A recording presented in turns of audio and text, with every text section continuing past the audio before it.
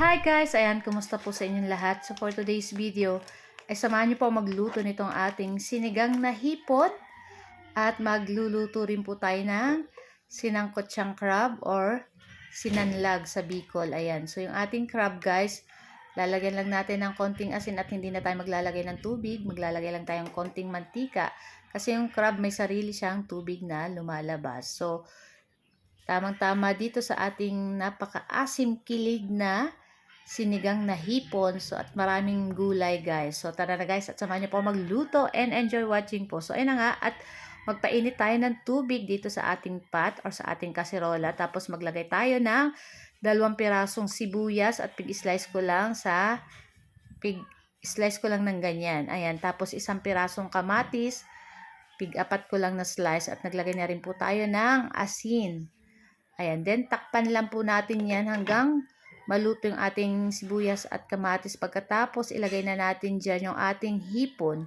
So, yung ating hipon guys, is madali lang naman to guys maluto. Kaya, mamaya isasabay na natin dyan yung ating sitaw. Ayan. Kasi ang sitaw, matagal din po yan maluto-luto. At yung ating talong, isasabay na rin natin. Kasi yung ating hipon guys is napakadali lang po niyang maluto. Pag na-overcook po yan, ay yung laman ng ating hipon, umaano na dun sa balat ng hipon. Ang tawag niyan, nakadikit na. Kaya dapat hindi lutong-luto. So pagkatapos, magtimpla pa tayo dyan ng patis guys. So dagdagan na lang ng konting asin pa kung medyo matabang pa or ng patis.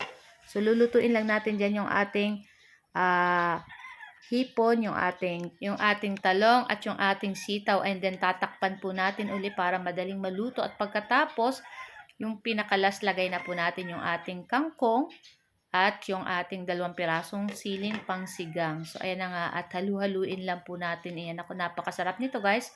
And syempre napakarami ng gulay. Ayan, meron tayong talong, may kangkong, mayroong sitaw, at syempre yung ating hipon. So, mahal po ang kilo ng hipon. Ayan, yung ganyan guys, ang 1 kilo is 400 pesos. Talagang, pag mga seafood, ayan, mahal-mahal. So, nakabili ako ng hipon saka ng crab kaninang umaga. Kaya, iyan yung ating naluto. At pagkatapos, ayan, syempre maglagay tayo at huwag kalimutan maglagay ng calamansi juice. Ayan, pampaasim dito sa ating sinigang na hipon. Ako, kung meron po kayo guys tamarind or sampalok mismo, ayan, mas masarap po yun. At pagkatapos, ayan, luto na yung ating sinigang na hipon. Isunod naman natin itong ating crab. Ayan, malalaking ating crab dyan guys. Ayan, pagkatapos ay lagyan natin ng konting asin lang guys. Ayan, kasi malasa naman po ang ating crab. At lagyan natin ng konting mantika. Hayaan nating maluto siya sa kanyang sariling tubig ng ating crab. At ayan, syempre kasama na yung oil. Kaya talagang napakabango nito at napakasarap pag ating sinasangag lang ng ganyan. Ako guys, tapos may sausawan kayong suka na may bawang. Naku, perfect itong ating crab. Ayan. Pero yung matitira dito guys, masarap din to sa ginataang kalabasa na may malunggay.